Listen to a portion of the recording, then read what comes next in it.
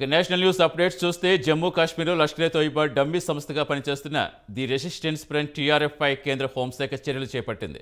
టీఆర్ఎఫ్ను ఉగ్ర సంస్థగా ప్రకటించింది.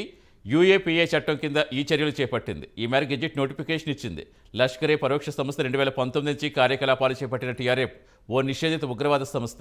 ఉగ్ర కార్యకలాపాల కోసం ఆన్లైన్ ద్వారా యువతను నియమించుకుంటోందని, ఉగ్ర కార్యకలాపాలపై ప్రచారం చేస్తోందని, నియామకాలు, పాక్ నుంచి ఉగ్రవాదుల చొరబాట్లు, ఆయుధ మాదక ద్రవ్యాల అక్రమ రవాణా వంటి వాటికి పాల్పడుతోందని తెలిపింది.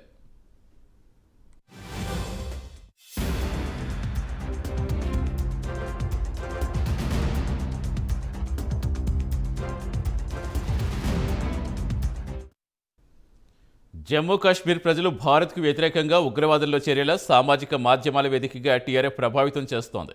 జమ్మూ కాశ్మీర్లో అమాయక ప్రజలు, భద్రతా దళ సభ్యుల హత్యల పథకరచనకు సంబంధించి ఇప్పటికే టీఆర్ఎఫ్ సభ్యులు, అనుబంధ వర్గాలపై భారీ సంఖ్యలో కేసులు నమోదయ్యాయని ఆ నోటిఫికేషన్ వెల్లడించింది. పస్బన్-ఇ-అహ్లే హదీస్ పేరుతో టీఆర్ఎఫ్ వ్యవహరిస్తూ ఉంటారు. ఇక టీఆర్ఎఫ్ కమాండర్ షేక్ సాజిద్ గుల్ను యూఏపీఏ చట్టం కింద ఉగ్రవాదిగా ప్రకటించారు.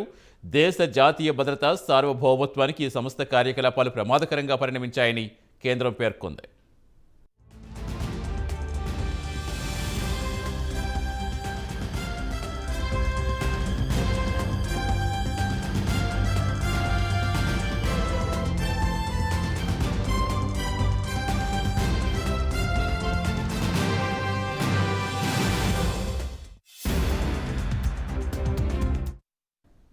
కశ్మీర్లో కేంద్ర ప్రభుత్వం ప్రత్యేక రాజ్యాంగ ప్రతిపత్తిని తొలగించిన 9 నెలల తర్వాత ది రెసిస్టెన్స్ ఫ్రంట్ పేరు బయటకు వచ్చింది.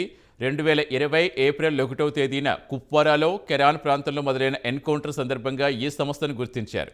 టీఆర్ఎఫ్ తొలితరం కేడర్లో స్థానిక కశ్మీరులను వాఘా సరిహద్దు మీదుగా పాక్ రప్పించి అక్కడ శిక్షణ ఇచ్చారు. మరికొందరు యువకులను నియంత్రణ రేఖ నుంచి అక్రమంగా భారత్లోకి పంపింది.